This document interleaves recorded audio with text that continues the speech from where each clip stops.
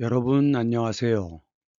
오늘은 교계사 66번째 시간입니다.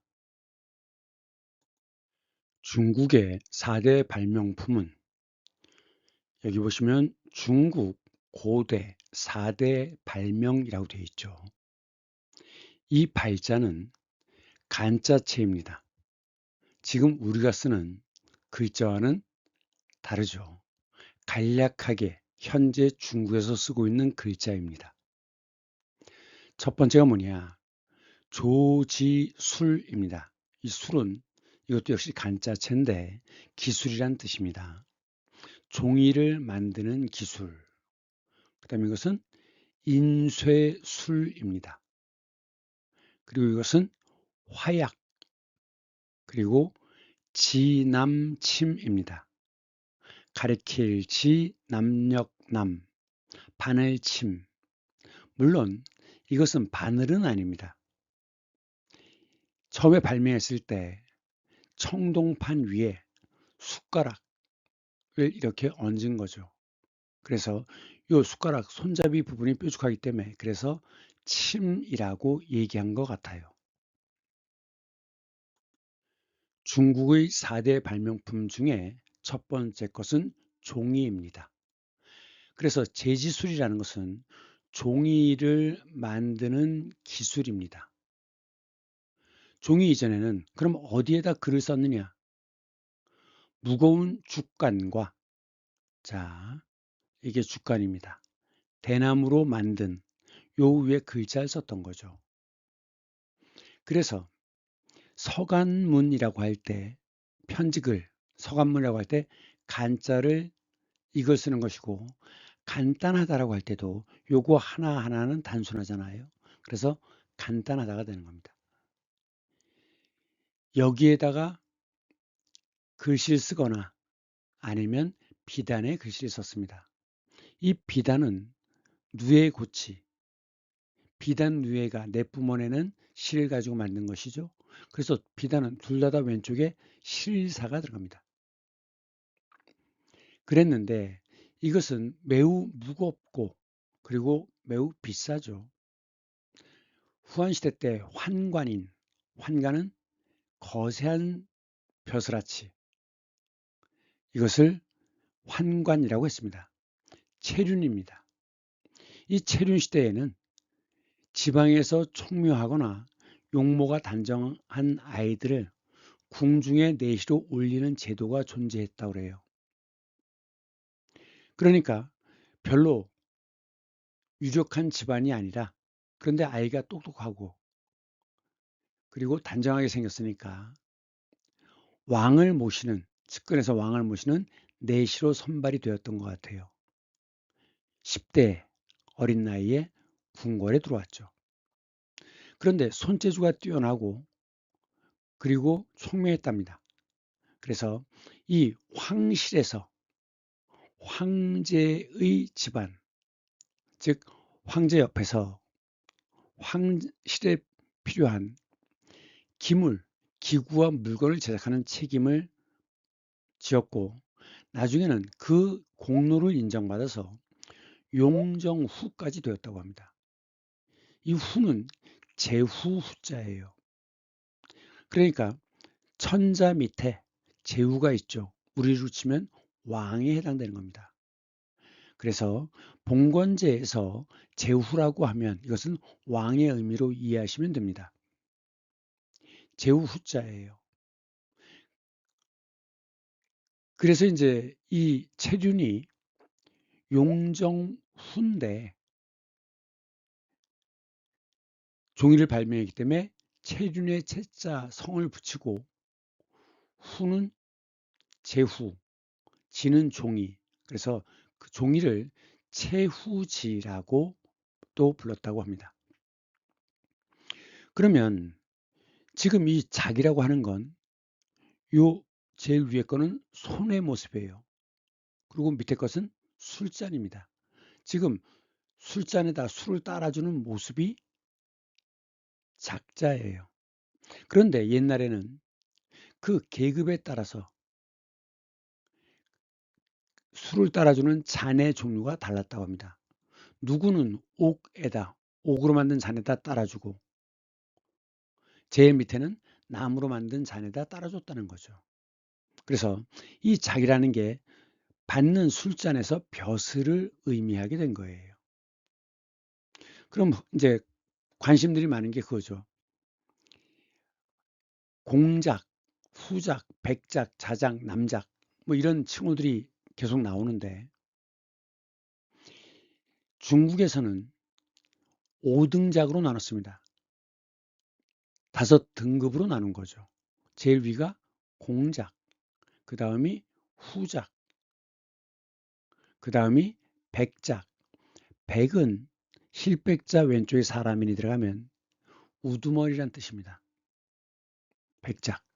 그 다음에 자작, 제일 아래가 남작인데 이것이 시대에 따라서 계속 변합니다. 이 중국의 5등작은 우리나라에서는 고려 때 도입했다고 하는데 이것이 이제 그 뒤에도 계속 변화가 많았는데 어느 정도 정체된 것이 조선 태조 때입니다. 그래서 친아들은 공을 붙이고 그 다음에 삼촌이라든가 이런 사람들이 이제 종친이라고 합니다. 종친. 왕의 핏줄은 후라고 했고 후. 그리고 정일품. 신하 중에 제일 높은 게 정일품이죠. 정일품은 백이라고 불렀더래요. 어쨌든 조선에서도 변화가 계속 많았는데 1401년에 명칭이 지금처럼 이렇게 굳어졌다고 합니다. 그럼 뭐냐? 부원대군, 군이 있고 대군이 있죠. 대군이면 군보다 더 위 아니겠습니까? 이 대군이라는 건 뭐냐? 왕비의 친정 아버지, 즉 왕의 장인이죠.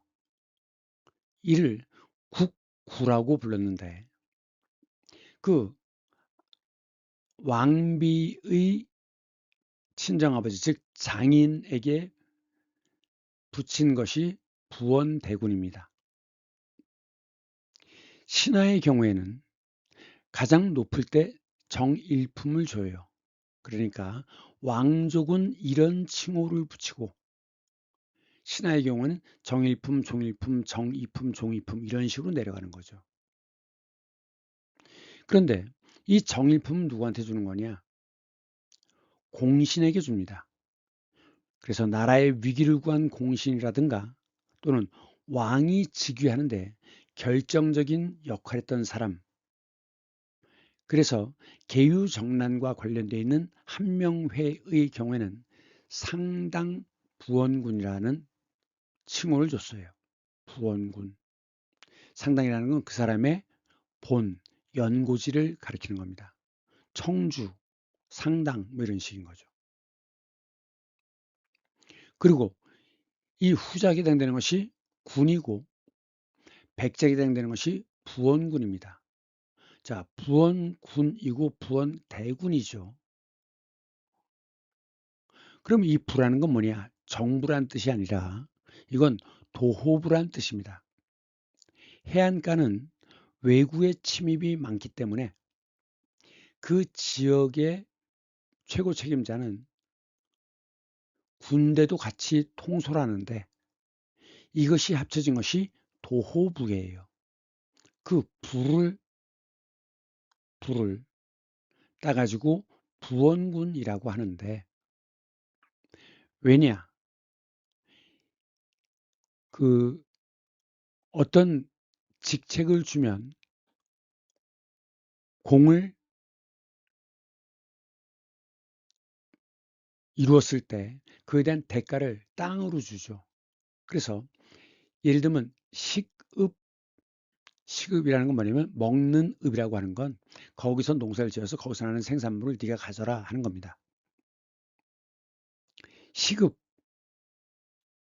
주는데 그 의미예요. 시급이란 뜻입니다. 여러분들 서울에 천호동이 있죠? 왜 천호동입니까? 시급으로 주는데 1000가구를 주었어요. 1000호를. 그래서 그 동네 이름이, 그 땅의 이름이 천호가 되는 것이고 그 동네 이름이 천호동이 되는 겁니다. 그러다가 왕실의 경우에는 엄격했죠. 왕실의 경우에는 왕비의 아들의 경우는 대군이라고 이름을 붙이고 칭호를 붙이고 후궁의 아들은 군이라고 했습니다. 그러니까 대군이라고 하면 왕비의 아들이란 뜻이에요. 그러면 그전에는 주간에다 글씨를 썼는데 붓으로 썼죠. 붓으로. 그래갖고 이것을 이제 쭉 순서대로 이것을 읽어야 되니까 줄로 이렇게 묶었어요. 그래서 이렇게 주간을 실로 묶은 것이 바로 뭡니까? 책입니다. 여기 지금 보이죠? 이게 뭐예요? 이게 실입니다.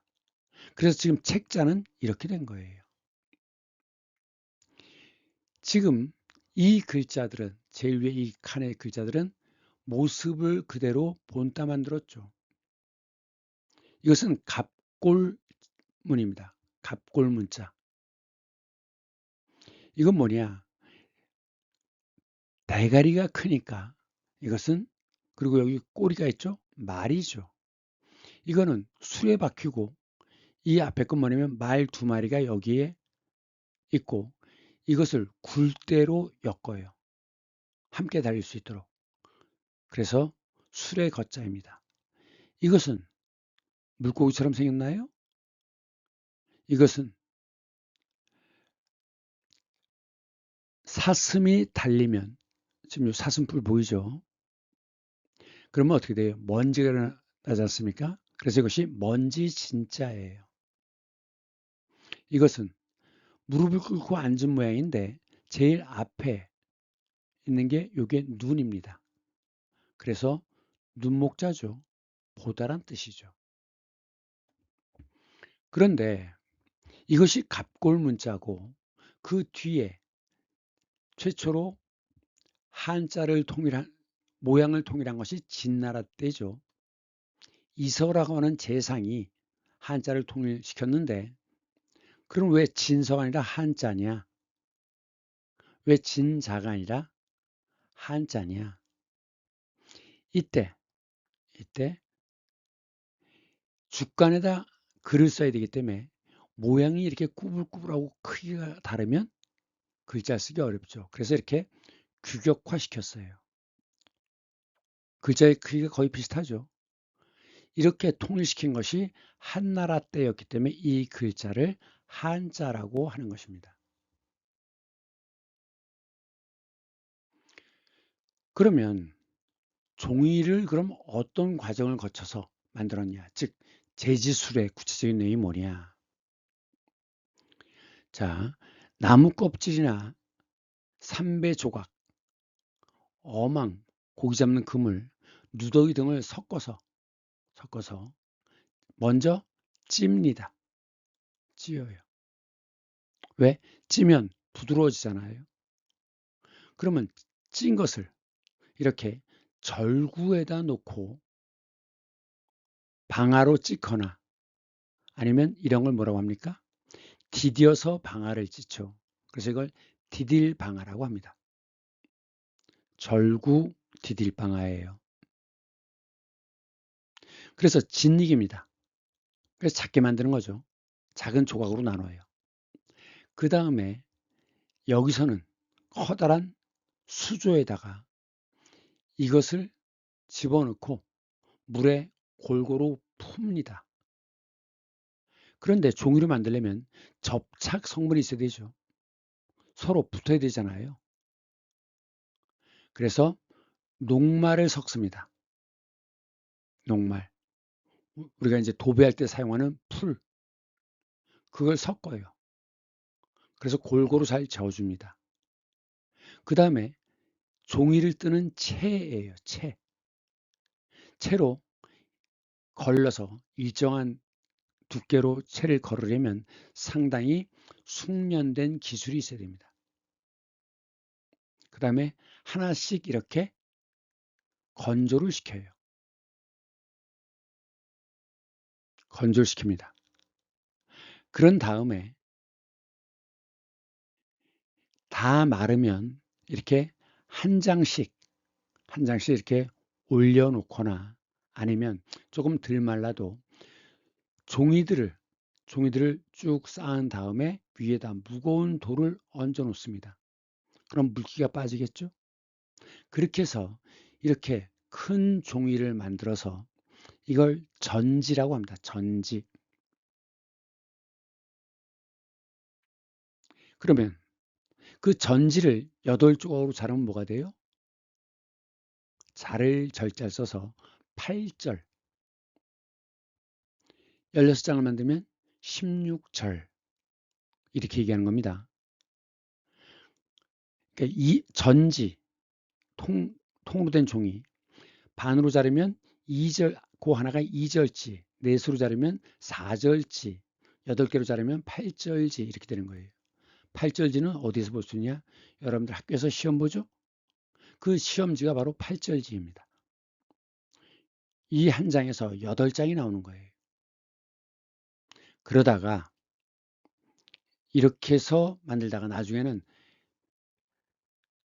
별을 추수를 해서 볏짚을 이제 별을 털어내고 나면 그것을 세워서 말립니다. 그래갖고 바짝 마른 볏짚을 가지고 이것 대신에 볏짚을 가지고 종이를 만들기 시작했어요. 물론 볏짚만 갖고는 안 됩니다. 당나무 껍질이라든가 이런 것들이 또 들어가야 돼요. 하지만 이 종이의 주성분은 주류. 요즘에 주류다, 대세대라고 할 때 영어로는 주가 메인이죠. 중심이 되는 것. 류는 흐르다는 뜻이죠. 스트림입니다. 그래서 요즘 일상생활에서 메인스트림이란 용어를 많이 써요. 주류란 뜻이다. 그리고 이것이 주가 되고 다른 것을 섞어서 종이를 만든다. 그런데 또 동음이의어, 술의 종류를 얘기할 때도 주류죠. 소주냐 맥주냐 고량주냐 이것이 주류입니다. 그런데 한 나라에서는 이 기술을 받아갖고 우리나라에서는 한반도에서는 당나무 껍질을 벗겨요. 그래가지고 그것을 묶어서 개울에 던져 놓습니다. 그러면 이제 계속 그 물에 흘러가는 시냇물에 뿌를 거 아니에요, 이 껍질이. 그러면서 겨울에도 그냥 둬요.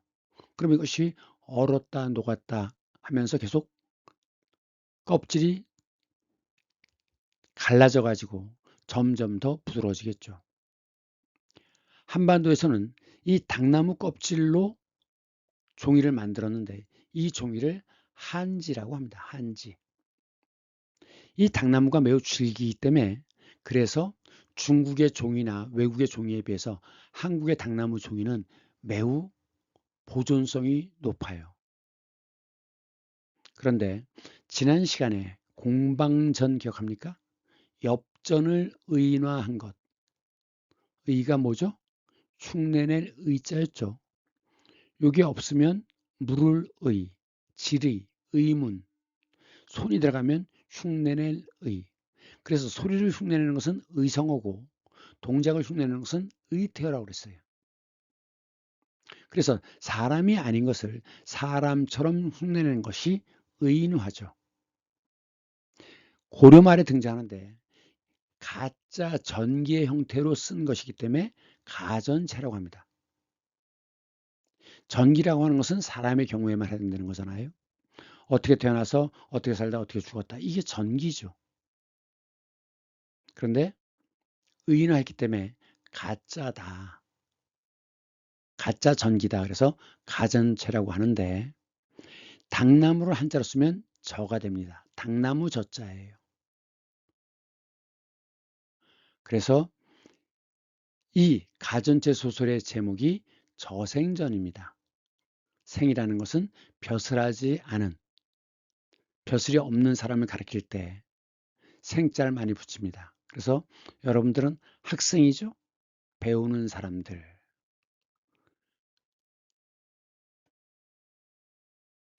자, 후한 시대에 종이를 제조, 만드는 공정, 만들 공자죠?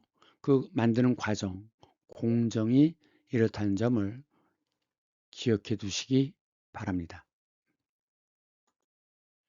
종이와 종이를 만드는 기술, 이게 왜 중요하냐? 지식의 독점을 깨뜨리고 정보가 대중화되는 것이에요. 간첩이라는 거 알죠? 간첩. 왜 중요합니까? 몰래 가서 정보를 캐오는 거잖아요. 정보는 힘이고 정보는 권력입니다. 그래서 예를 들면 미국의 경우에도 초기의 미국에서는 노예인 흑인들에게 글자를 가르치는 것, 이것은 법으로 금지되어 있었습니다. 왜? 흑인들이 글자를 읽지 못해야 얼마든지 속일 수 있거든요. 그러면 이제 이 중국의 종이 대신에 그럼 서양은 어땠느냐? 앞에서 설명했던 것처럼 메소포타미아에서는 진흙판에다가 갈대를 잘라서 거기다 글씨를 썼죠. 그것이 뭡니까? 쇠기 문자죠. 쇠기를 한자로 설이라고 합니다. 그래서 설형 문자라고 해요. 그래서 기록한 다음에 그것을 구웠죠. 변형되지 않도록. 그런데 이집트에서는 어땠느냐? 파피루스라고 하는 풀을 가지고 그것을 여러 겹으로 눌러서 깔아놓고 무거운 돌로 눌러서 그래갖고 그걸 말려서 사용했습니다. 이 파피루스가 바로 영어 페이퍼의 어원입니다. 어원. 그래서 이제 유럽에서는 그리스 로마에서는 파피루스를 수입해다 거기다 글을 썼는데 이게 점점 지식에 대한 욕구들이 많아지다 보니까 부족한 거예요. 그래서 이집트에서는 파피루스 수출 금지령이 내립니다. 그러니까 유럽에서는 기록할 데가 없죠. 그래서 양피로, 양의 껍질, 양의 가죽으로 대체를 한 거죠. 대신 바꾼다는 뜻입니다. 그런데 이제 그 당시에 그리스 시대 당시, 고대 그리스 시대 당시에 이 양피지를 생산하는데 양피지를 생산했던 곳 중에 유명한 데가 어디냐? 지금의 튀르키예 베르가마라고 하는 곳입니다. 이쪽은 다 고대 폴리스에 해당돼요. 이게 베르가마 굉장히 높습니다. 산 꼭대기예요. 저 아래, 저 아래 마을이 보입니다. 여기에 원형극장을 만들어 놓고 여기에 각종 신전을 만들어 놨어요. 이곳이 바로 베르가마의 아크로폴리스입니다. 공중도시예요. 매우 여기서 내려다보는 경치가 매우 훌륭합니다. 아찔하게 높아요. 그러다가 이 양피지는 좀 두꺼운 책 하나 만드는데 양 가죽이 60마리, 70마리의 양 가죽이 필요합니다. 그럼 얼마나 비싸겠어요? 그런데 중국에서는 아주 저렴한 종이를 사용했던 거죠. 그래서 앞에서 설명한 당나라 때 751년 탈라스 전투, 이때 고구려의 유민인 고선지 장군이 이 탈라스 전투의 책임자였는데 여기서 패배하죠. 그래갖고 그 당나라 포로 중에 종이를 만드는 기술자가 사마르칸트로, 지금 중앙아시아입니다. 우즈베키스탄. 끌려가서 거기에서 이 기술이 이제 전해지는 거예요. 자, 당나라 제지기술자가 이쪽 중앙아시아 여기서 포로로 잡혀서 제지술이 이제 실크로드를 따라서 중동으로 넘어가서 이집트를 거쳐서 또는 유럽으로 이렇게 가는 것이죠. 이것이 이 지도가 제지술이 전파된 경로예요. 그래가지고 바그다드, 카이로, 그리고 북아프리카, 그리고 스페인, 안달루시아 이 시기에는 아랍인들이 스페인 남부 지역을 차지하고 있었습니다. 이들을 무어인이라고 하는데 그래서 스페인 남부 지방은 이 이슬람 문화가 남아 있는 거예요. 대표적으로 알함브라의 궁전, 알은 정관사고 함브라는 붉다는 뜻입니다. 해가 진녘에 그 궁전이 붉은색으로 빛나요. 그래서 알함브라가 되는 겁니다. 그리고 그것이 이태리라든가 이태리 그리고 여기 섬이 있죠. 시칠리아 이쪽으로 퍼져나가는 것입니다. 그래서 이슬람의 확대되고 흩어지는 것입니다. 넓힐 확 흩어질 산 확산 산문이라고 할 때 이거 쓰죠. 그런데 이 이슬람이 확산될 시기에 유럽은 기독교가 완전히 지배하던 시대입니다. 그래서 중세 유럽은 신에게는 영광의 시대지만 인간들에게는 암흑의 시대였던 거예요. 그래가지고 그 전에 있었던 그리스와 로마 이런 것들은 전부 다 사악한 것이고 이교도적인 것이고 악마의 악마의 속삭임이라고 생각했어요. 그래서 아무도 들여다보지 않았던 겁니다. 그런데 아랍에서는 이 고전들을 이 책들을 다 아랍어로 번역해서 기록하고 보관했던 거예요. 그래서 중세 시대에 이슬람이 없었다면 아마도 그리스 로마의 문화는 완전히 잊혀졌을 수도 있다는 겁니다. 자, 그러면 이것이 이제 유럽으로 들어가면서 유럽의 값비싼 양피지를 대체하는 거죠. 그러면서 학문과 기록 문화가 발달되고 여기에 구텐베르크의 금속 활자가 합해 더해지면서 바로 유럽 문명이 번성하는 르네상스라든가 종교개혁, 과학혁명의 기반이 되는 겁니다.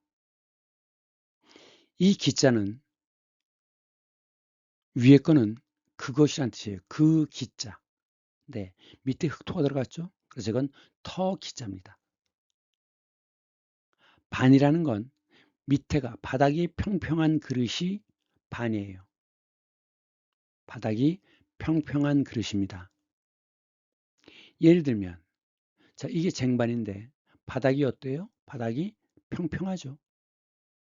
이것이 반입니다. 그래서 일반 반자 밑에 요게 들어가면 요것은 전부 그릇과 관련이 있어요. 그릇. 바닥이 평평한 그릇. 이것이 반입니다. 르네상스 종교개혁 과학혁명의 기반이 되었다. 그래서 서구 문명이 급발전, 급부상하는 거예요.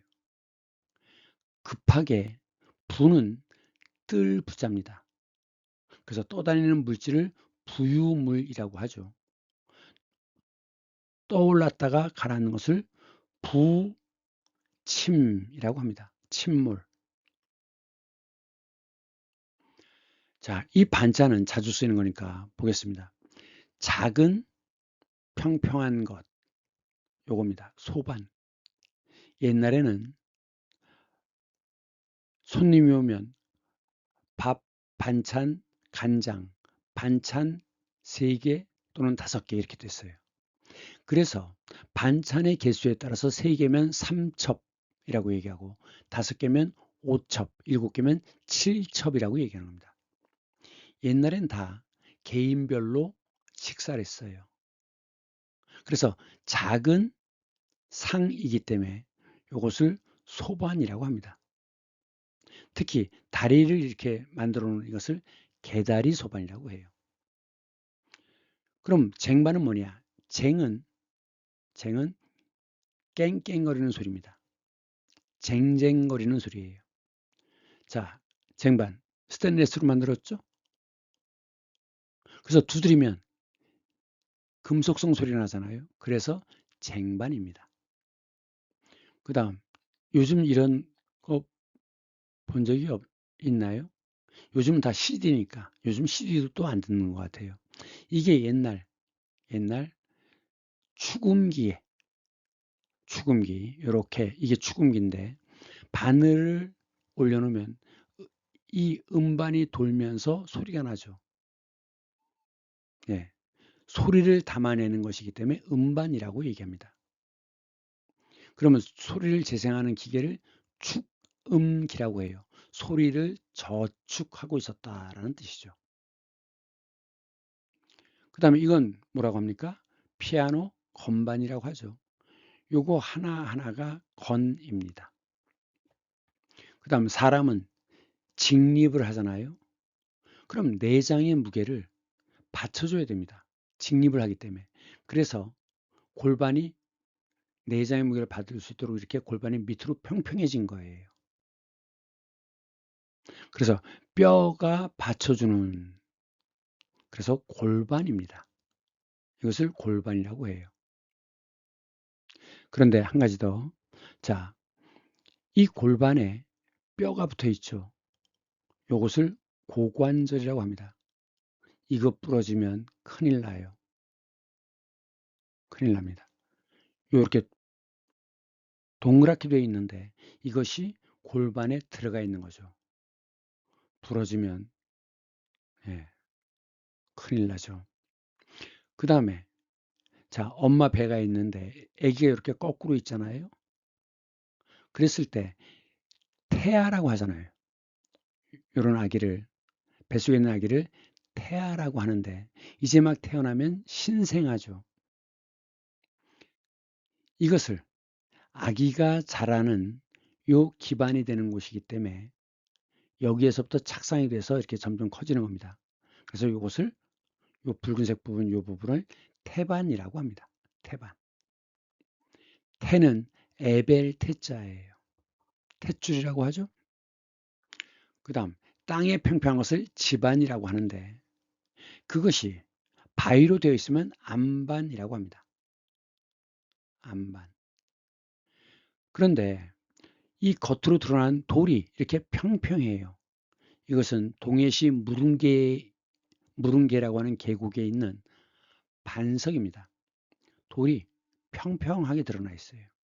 이런 걸 반석이라고 합니다.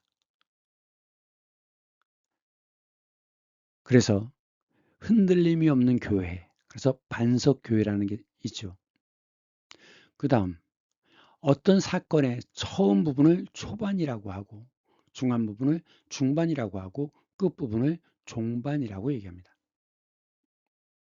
그런데 이 반석에서 석은 영어가 아니죠. 유대 쪽 발음이 베드로입니다. 로마자로 쓰면 이렇게 되죠. 페드라, 베드로. 영어에서는 피터가 되죠. 이 서양의 이름들은 기독교와 관련된 이름이 굉장히 많아요. 그런데 베드로, 페트롤 이것도 돌이라는 뜻입니다. 돌과 돌 사이에 있는 것을 뽑아내죠. 그래서 돌 사이에 있는 기름이기 때문에 이것을 석유라고 하는 겁니다. 영어에서는 어원이 같은 거예요, 다. 그래서 석유를 페트롤리움이라고 얘기하는 겁니다. 상식이 풍부해야 공부를 잘할 수 있는 겁니다. 두 번째는 나침반입니다. 영어로는 콤파스라고 얘기하죠. 이 시기에 서양으로 전래가 되는데 원래 이 나침반은 한나라 시대 때는 천연 자석을 썼다고 그래요. 천연 자석을 자철석이라고 합니다. 이 자는 도자기란 뜻도 있지만 자석이란 뜻도 있습니다. 그래서 스스로 그 자석의 성질을 갖고 있는 돌, 자철석입니다. 앞에서 본 것처럼 처음에는 청동판 위에 숟가락을 얹었죠. 자철석을 얹은 겁니다. 그러면 일정한 방향을 가리키는데 어딜 가리켜요? 남쪽을 가리킵니다. 그래서 지남철이라고 하는 거예요. 지남철. 남쪽을 가리키는. 한나라 때는 항해를 할 때 사용한 게 아니라 왕실에서 의례를 하거나 의식을 치르거나 풍수지리에 사용했습니다. 왜? 풍수에서는 남쪽을 찾아야 되거든요. 이 풍수지리를 보는 사람들을 지관이라고 하는데 이 사람들은 늘 나침반을 갖고 다닙니다. 그런데 이 기술이 항해의 바다를 운항하는 것이죠. 이것을 항해에 사용한 것은 송나라 때인데 자성을 띠는 바늘, 즉 자철석을 바늘 모양으로 또는 지금 여기서 보면 물고기 모양이죠. 그래서 남쪽을 가리키는 물고기, 그래서 이것을 지남어라고 합니다. 이쪽이 남쪽이고 뾰족한 쪽이 남쪽을 가리키는 것이고 이쪽이 북쪽을 가리키는 것이에요. 그러면 이것을 자성 바늘을 물에 젖지 않는 기름을 먹인 종이 위에다가 가벼운 이 자성 바늘을 띄워놓으면 이게 돌겠죠. 그래갖고 바늘 끝이 남쪽을 가리킬 거 아닙니까? 그래서 이때는 항해할 때 이렇게 그릇에다 물을 넣고 물 위에 띄어서 남쪽이 어딘지 하는 것을 알아냈습니다. 이것이 물 위에다가 바늘을 띄운 것이기 때문에 이것을 수침이라고 얘기합니다. 그러다 이것이 유럽으로 넘어가서는 물 없이도 지금 우리가 보는 나침반 그런 형태의 것이 나온 거예요. 그래서 물이 없기 때문에 말을 건자를 써서 건식 나침반이라고 얘기하는 거죠. 이 자석은 지구에 작용하는 힘이 세 가지가 있는데 한 가지는 중력 그리고 전기력과 자기력입니다. 이 부분은 중3 물리 시간, 과학 시간에 배우게 될 겁니다.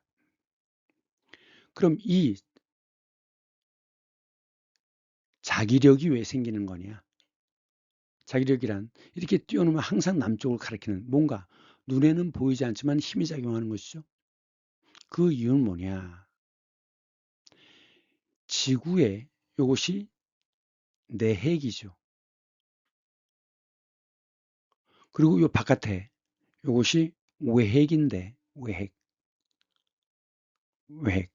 우리가 이것을 멘틀이라고 부르는 것이죠. 멘틀. 아주 그 찐득찐득한 액체.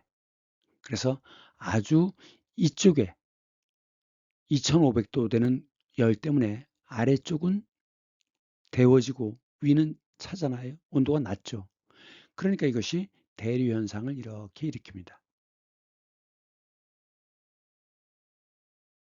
그래서 지구가 원래 초기의 지구는 대륙의 한 개였는데 초대륙이라고 한다 그랬죠. 초대륙. 그것이 지금처럼 이렇게 갈라지는 거예요. 갈라진 결과가 되는 겁니다. 그래갖고 떨어져 있던 것이 계속 멘틀의 대류 현상에 의해서 어떤 부분은 계속 떨어졌다가 가까이 다가붙는 거죠. 그래가지고 인도판이 이 유라시아판과 부딪히면서 이 이쪽 해양판이 이쪽에 육지판을 들어 올려 가지고 여기에서 히말라야 산이 만들어지는 거 아닙니까? 판과 판이 맞붙으시면 그 힘 때문에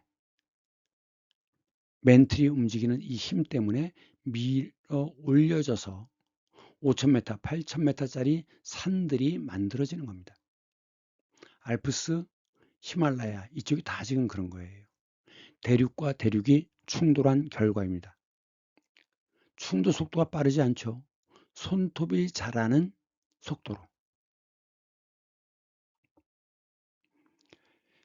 그런데 이 안에 멘틀에 철이라든가 니켈 이런 것들이 있는데 이 철과 니켈이 바로 자기력을 갖게 되는 것이죠.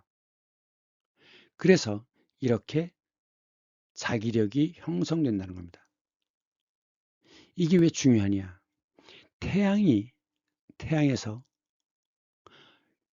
이 태양은 수소가 폭발하는 거잖아요. 수소 폭탄이 계속 터지는 겁니다. 그러면 그 자외선 때문에 모든 생물이 죽죠.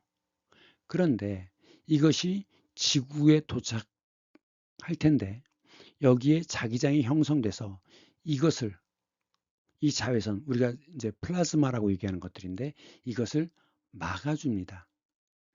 이 자기력 덕분에 인간이 지구에서 생존할 수 있는 거예요.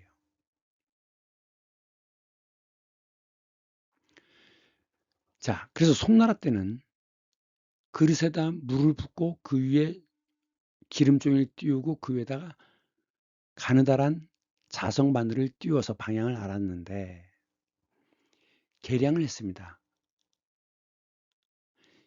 이거는 뭐냐면 이 물에다 띄울 경우에는 항해를 할 때 파도에 배가 흔들릴 거 아닙니까?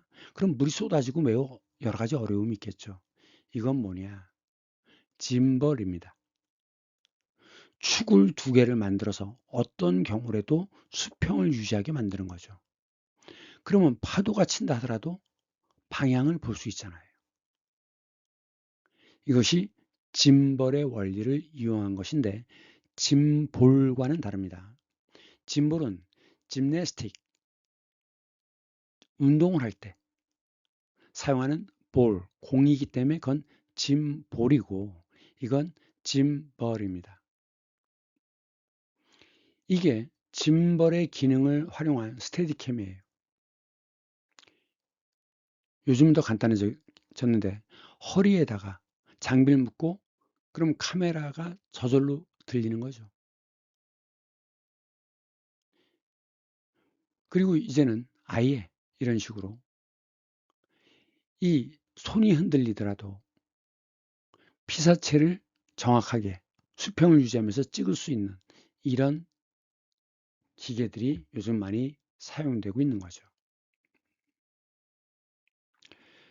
자, 그래서 그 당시에는 이미 존재하던 게 뭐가 있었죠? 실크로드가 존재하고 있었죠. 이게 실크로드가 가는 길입니다. 그런데 이 나침반을 이용해서 해상 실크로드도 존재했습니다. 이쪽 광저우 이쪽에서부터 이렇게 배를 타고 베트남, 하이난, 베트남, 인도네시아, 말라카, 인도, 방글라데시, 스리랑카 이렇게 해서 여기가 어디냐면 케냐입니다. 케냐. 여기까지 넘어오게 되는 것이에요.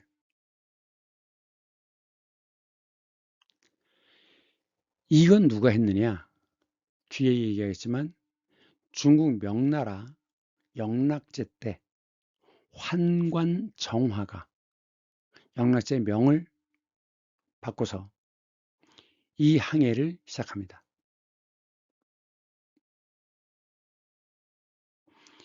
이것을 이 아프리카 케냐까지 가기 전에도 이 기술을 이용해서 대량의 물자가 중국, 인도, 유럽 이쪽에 거래가 됐어요. 왜냐? 그 당시 실크로드를 따라서 가던 것은 대상들이 있었죠. 낙타에다 짐을 싣고. 낙타 한 마리가 실을 수 있는 짐의 양은 별로 많지 않습니다. 그런데 배가 크면 낙타 1000마리가 실을 수 있는 짐을 배 하나에 실을 수 있죠. 그러니까 대량으로 물자를 이동하는 것이 가능합니다. 지금도 물자를 이동시킬 때 가장 저렴한 게 뭐냐? 배예요. 그 다음은 철도입니다. 그 다음은 트럭이죠. 그러니까 대량으로 이동시킬 수 있을 때 그만큼 이동시키는 비용이 저렴해지는 겁니다. 물건 하나당 이동시키는 데 들어가는 돈이 적게 들어가는 거예요. 바로 이것 때문에 유럽에서는 상업혁명이 일어나죠. 자본주의 얘기할 때 초기의 자본주의는 상업자본주의고 그 다음에 그것이 수공업과 결합되면서 산업자본주의가 되는 겁니다. 그래서 이 산업자본주의부터를 비로소 자본주의라고 보는 거예요.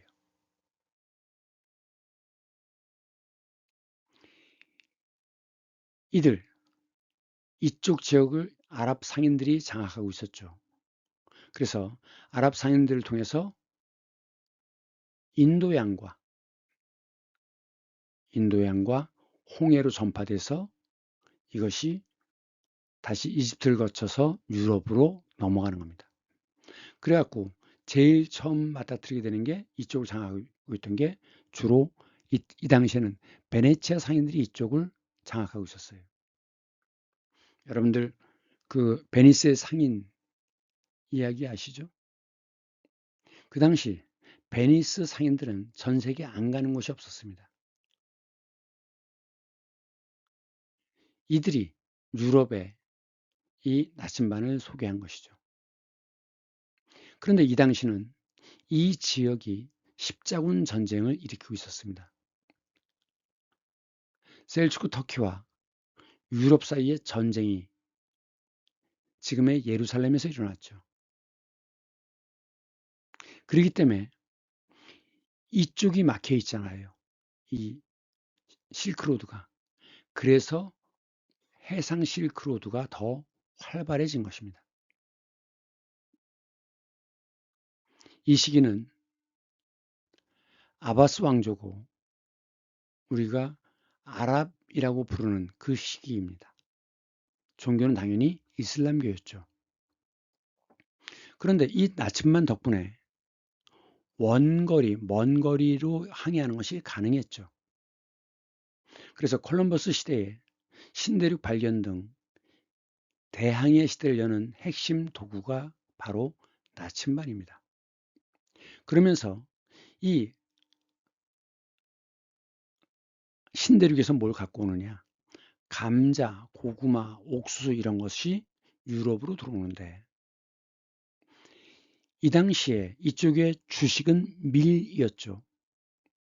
그런데 밀은 메가병이라고 그래갖고 밀이 성장하지 못하고 썩는 경우들이 많았어요. 그러면 굶주림이 계속되는 거죠. 기근이 심각했습니다.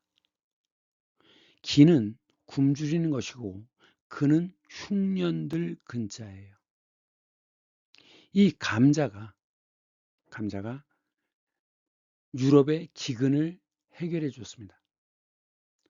감자는 밀보다 2, 3배 정도의 영양이 있었고 그리고 감자와 우유를 먹으면 필수 영양소가 거의 다 해결된다고 그랬어요. 그런데 이렇게 기근이 심한데도 유럽에서 이게 아주 척박한 땅에서도 잘 자라거든요. 그래서 강원도, 모래가 많고 땅이 척박하죠. 그래서 강원도에서는 감자와 옥수수를 많이 심었던 거예요. 그래서 강원도 감자바위 뭐 이런 얘기를 하는 겁니다. 왜 바위? 강원도는 산이 많으니까 바위가 많죠. 그래서 이 밀 대신에 감자를 재배하면 이것을 해결할 수 있는데 이 감자는 땅 속에서 캐는 거죠. 감자는 줄기 부분이 자라서 커지는 겁니다. 줄기 식물이에요. 근데 이 당시는 기독교 시대이기 때문에 땅 속은 지옥이라고 생각했습니다. 그래서 땅 속에서 나온 것들은 다 지옥, 악마와 관련된 것이라고 생각하죠. 그러니까 사람들이 감자를 가져다 키우라고 해도 안 키워요. 그래서 프리드리 2세가 어떻게 했느냐? 심리전을 핀 겁니다. 포고령을 내려요. 이 감자는 귀족들만 먹을 수 있는 귀한 음식이다. 라고 하니까 그러면서 이 감자를 심은 밭을 삼엄하게 지켰어요. 그러니까 와 이거 대단한 건가 보다 그러고 농민들이 몰래 밤에 와서 감자를 캐다가 자기 밭에 심은 거죠. 그래서 이 유럽에서는 이 감자 덕분에 기근을 해결하게 됩니다. 굶주림을 해결하게 돼요. 그래서 이 이후에 감자를 심은 이후에 유럽은 인구가 폭증하는데 인구 폭증의 20% 이상은 감자의 영양분 덕분이라고 합니다. 근데 문제가 생겼죠. 감자도 병이 있잖아요. 돌림병이 있습니다. 그 당시 아일랜드는 영국의 가혹한 식민지를 받던 시대였는데 아일랜드의 비옥한 땅은 전부 영국, 아일랜드의 비옥한 땅은 전부 영국 지주들이 차지하고 있었어요. 그래갖고 이 아일랜드 농민들의 3분의 1 이상은 다른 먹을 게 없죠. 오로지 감자밖에는 먹을 게 없었던 거예요. 그런데 감자 마른병이 돌아요. 그래갖고 굶주려서 100만 명 이상이 사망합니다. 죽습니다. 그래서 이 인구의 상당히 많은 수가 그 당시 미국으로 이민을 갔죠. 해외로 이주했습니다. 얼마나 많이 이주했는지 현재 아일랜드 본토에는 500만 인구가 살고 있는데 미국 내에서 살고 있는 아일랜드계가 3천만 명 이상이라고 해요. 그런데 이들이 무작정 먹고 살기 위해서 미국으로 이민을 가긴 했지만 자산이 있나요? 돈이 있나요? 기술이 있나요? 결국 그러니까 최초로 미국으로 대량으로 이민을 간 것이 바로 이태리, 시칠리아 이쪽이죠. 이들이 미국으로 건너가서 뭘 만듭니까? 마피아를 만들죠. 그래서 폭력을 행사해서 돈을 갈취하는 이런 식으로 폭력 조직이 만들어지는 겁니다. 그 뒤에 아일랜드도 이주를 했는데 그들도 역시 생존의 수단으로 폭력 조직을 만드는 것이죠. 그래서 이쪽에서 넘어간 사람들이 초기 미국의 마피아 조직을, 폭력 조직을 만들어요. 그러다가 이제 많은 돈을 벌면서 이들은 합법적인 사업가로 변신합니다. 그러면서 다시 그 뒤에 중국이라든가 동남아에서 미국으로 건너가죠. 그래갖고 그들이 중국의 삼합회라든가 이런 중국의 폭력 조직들이 미국으로 건너가서 여전히 폭력 조직을 대체한 것이죠.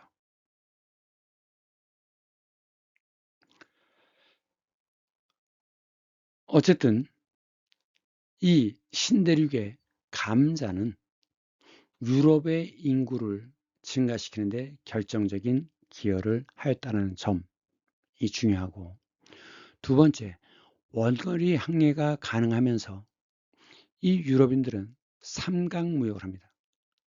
아프리카에서 흑인들을 잡아다 미국에다 노예로 팔죠. 그러면서 거기서 금은을 가져다가 유럽으로 가져오거나 아니면 이들이 만든 것들, 설탕이라든가 이런 것들을 유럽으로 가져옵니다. 그래서 삼각 무역이 일어나요. 그 중에서 가장 악랄했던 것이 노예 무역인데 이들은 처음에 대항해를 시작했던 스페인과 포르투갈은 약탈을 하는 제국주의, 미국에 쳐들어가서 금은보화를 빼앗아 오는 것이죠. 약탈적 제국주의가 시작됩니다.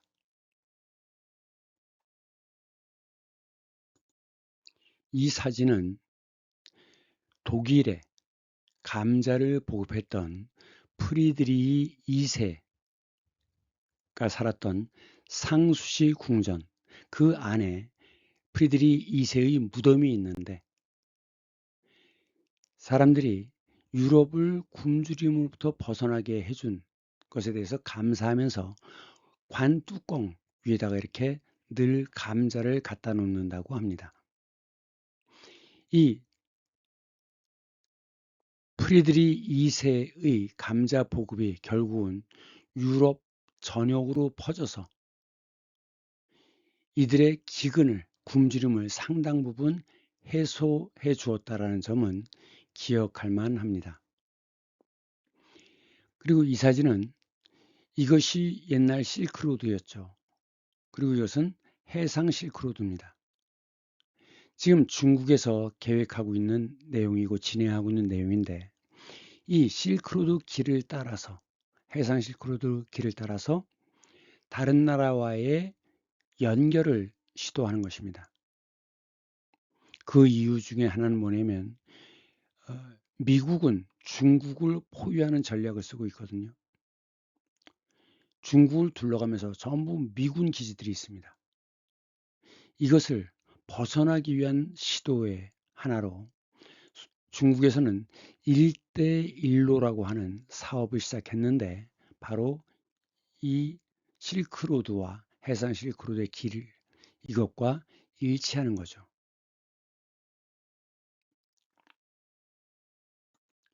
명나라의 황제 영락제는 조카를 죽이고 자기가 황제가 된 사람이에요.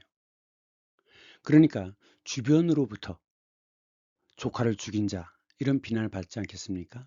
그러니까 나는 정말 태평성대를 이룬 덕으로서 세상을 다스린 즉 왕도 정치를 실현한 사람이다 라는 것을 늘 강조하고 싶어 했죠. 그런데 중국의 전설에는 태평성대에 나타나는 징표가 세 가지가 있는데 그 첫 번째가 뭐냐? 봉황입니다.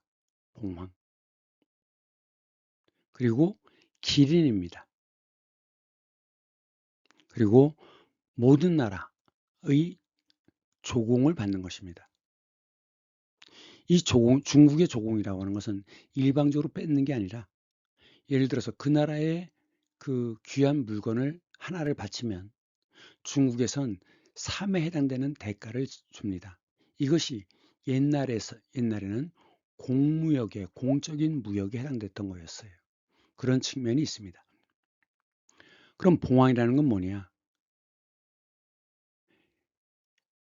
용이라든가 해치, 뭐 옛날에 해태라고 그랬는데 지금은 해치라고 얘기하죠. 이런 것들은 다 상상의 동물들입니다. 그런데 봉황인데 지금 대통령, 청와대, 문 앞에 이런 것들이 있죠. 항상 기준은 국기를 걸 때도 그렇지만 기준은 이 뒤에 있는 사람 또는 건물이 기준이 됩니다. 그러면 여기서 볼 때 이쪽은 왼쪽이죠. 왼쪽. 왼쪽, 즉 동쪽은 해가 뜨는 곳입니다. 그래서 양기가 강한 곳이에요. 그렇기 때문에 양에 해당되는 수컷이 이쪽에 있고 여기서 봤을 때 왼쪽. 항상 옛날 지도를 볼 때는 남쪽을 바라보고 좌우를 따진다 그랬죠. 좌가 동쪽이에요. 이 동쪽에 있는 것이 이것이 봉이고 서쪽에 있는 것, 이것이 황입니다. 암컷이죠. 이게 양이면 이게 음입니다. 그리고 우리나라 국화, 무궁화가 있죠. 무궁화의 뜻은 보통 화무십일홍이라고 그래갖고 꽃은 열흘간 꽃피면 더 이상 피지 않는다라고 하는데 이, 이 나무는 몇 개가 졌다 필 때쯤 되면 또 새로 몇 개가 펴요. 그래서 다함이 없이 피는 꽃이다. 그래서 이름이 무궁화입니다. 자, 이쪽이 왼쪽 항상 이 뒤가 기준이라고 그랬어요. 왼쪽이 양이고 이쪽 우가 음인 겁니다. 이것은 기억해 둬야 됩니다. 그래서 이제 이 그림은 인정전에 있는 자 근정전이 앞에 있고 그 뒤에 평소에 정사를 돌보는 건물이죠. 그것이 인정전입니다. 근정전은 공식 행사라는 곳이고 인정전은 일상적으로 정사를 보는 곳이에요. 거기에 있는 그려진 그림입니다. 봉황도입니다. 아마도 이게 봉이고 이게 황이겠죠. 그 다음에 이것도 왕비인데 흉배, 옛날 관직에는 관복을 입을 때는 앞뒤로 이런 것들이 새겨져 있죠. 수가 놓여져 있습니다. 신하들은 학이거나 문관은 학, 무관은 호랑이죠. 범. 근데 왕비는 봉황이 수로 놓여져 있습니다. 그럼 왕은 용이죠. 용. 그래서 용은 왕을 상징하고 봉황은 왕비를 상징합니다. 길이는 이것이 조선 후기의 민화인데 이것은 뭐냐? 고종의 아버지, 그 왕의 아버지가 대원군입니다. 대원군, 대원군이죠. 흉배, 흉은 가슴 흉자예요. 이렇게 수를 놓은 것을 붙입니다. 이건 뭐냐? 기린이죠. 이 기린은 어디에 삽니까? 아프리카 사바나 지역에 삽니다. 적도가 이렇게 있으면 적도 주변은 열대 우림 기후고 그 주변은 사바나 기후입니다. 사바나 기후란 6개월 동안 비가 계속 내리고 6개월 동안 비가 한 방울도 안 내리죠. 그래서 웬만하면 나무가 살 수 없어요. 그래서 초원지대가 발달되어 있습니다. 동물의 왕국이죠. 동물의 왕국. 기린인데 자, 이건 기린을 그린 그림입니다. 누구랑 관련이 있느냐? 환관, 여기도 환관이에요. 정화랑 관련이 있습니다. 영락제는 조카를 죽이고 황제가 되었기 때문에 덕치, 왕도를 내세우고 싶어 하죠. 그래서 만국의 조공을 받는 것이 바로 태평성대임을 상징한다는 거죠. 그래가지고 정화는 여기에서부터 출발해서 베트남을 거쳐서 그 다음 인도네시아, 말라카, 인도 이렇게 항해를 했어요. 한 번에 간 게 아니라 여러 차례 갑니다. 그런데 이제 공식적으로 알려진 것은 여기가 케냐입니다. 케냐는 사바나 기후예요. 그래서 정화는 바로 태평성대의 상징인 이 기린을 원래 기린은 상상의 동물이죠. 실제 동물이 아닙니다. 기린이에요. 상상의 동물입니다. 이 태평성대를 상징하는 기린처럼 생긴 그 동물을 본 거죠. 그래서 배에다 싣고 북경으로 돌아옵니다. 그래갖고 북경에다 동물원을 만들어요. 신기한 동물들을 여기서 키웁니다. 그때 정화가 보물선에 싣고 온 그 동물을 그림으로 그린 것이 이것이에요. 그런데 왜 정화가 새삼스럽게 조명을 받게 되었느냐? 이게 이제 가장 큰 배죠. 이 배의 크기를 지금 비교한 겁니다. 이것은 포르투갈의 대서양을 건넜던 포르투갈의 배예요. 그 크기와 이 보물선의 크기를 지금 비교한 것입니다. 영국의 퇴역 장군 게빈 맨지스가 그 해도를 연구하다 보니까 1424년에 즉 콜럼버스보다 70년 앞선 시대에 콜럼버스가 신대륙을 처음 가봤다고 하는데 그때 콜럼버스가 사용했던 해도가 발견된 거죠. 그러면 가보지 않았다며. 근데 어떻게 해도가 있어요? 어떻게 섬이 표시되어 있습니까? 지금 그곳이 어디냐? 푸에토리코, 쿠바 이 지역입니다. 소위 인도 제도인데 콜럼버스는 거기가 인도인 줄 알았어요. 근데 나중에 다른 곳이라는 걸 알게 됐죠. 그래서 어떻게 했느냐? 그 플로리다 반도 앞에 있는 그곳을 서인도라고 부르고 이곳을 동인도라고 부르게 된 겁니다. 그런데 서인도 제도의 섬들이 해도에 표시되어 있는 거죠. 콜럼버스가 참고했다라고 하는 그 해도에. 그렇다면 그 얘기는 누군가 먼저 콜럼버스보다 먼저 미국을 왔다 간 사람이 있었다는 얘기죠. 그것이 정화 함대가 아니었겠느냐라고 주장하는 겁니다. 이 정화는 1405년에 처음 원정을 시작해서 모두 7차례 원정을 했다고 합니다. 그 게빈 맨지스에 의하면 케냐를 들렀다가 희망봉을 돌아서 플로리다 반도를 해서 그래갖고 북극을 거쳐서 중국으로 돌아온 게 아니냐라고 주장합니다. 그런데 지금 이 배의 규모가 어마어마한 규모잖아요. 그러니까 이 정화 함대는 새로운 땅에 가면 그 앞바다에 배를 쫙 펼쳐놓는 거죠. 이 당시에 이 군인 숫자가 3만 명이었다고 합니다. 평소에 3만 명을 동원할 수 있는 나라는 거의 없어서요.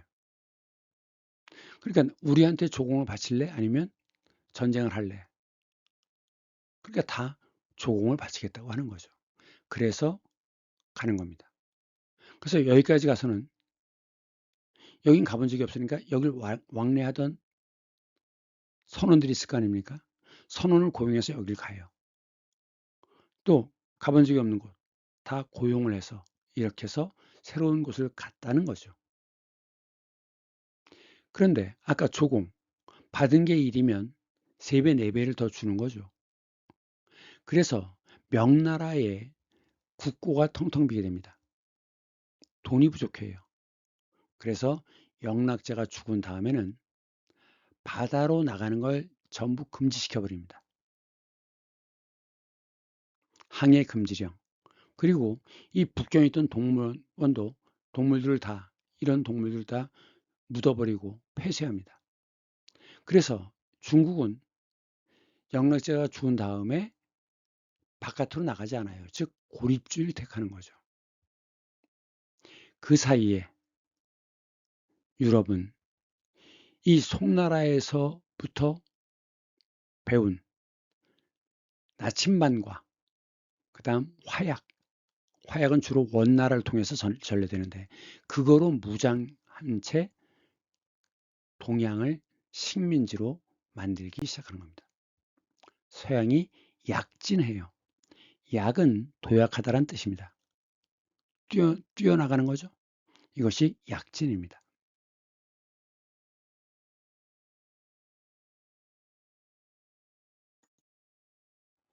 오늘은 중국의 4대 발명품 중에서 종이와 나침반을 먼저 했습니다.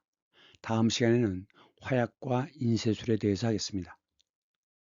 4대 발명품, 조지술, 종이 만드는 기술, 인쇄술, 화약, 지남침, 남쪽을 가리키는 바늘, 그리고 프리드리 2세의 감자, 중요한 사건이니까 기억하시기 바랍니다. 수고 많았습니다. 다음 시간에 다시 만나요. 안녕.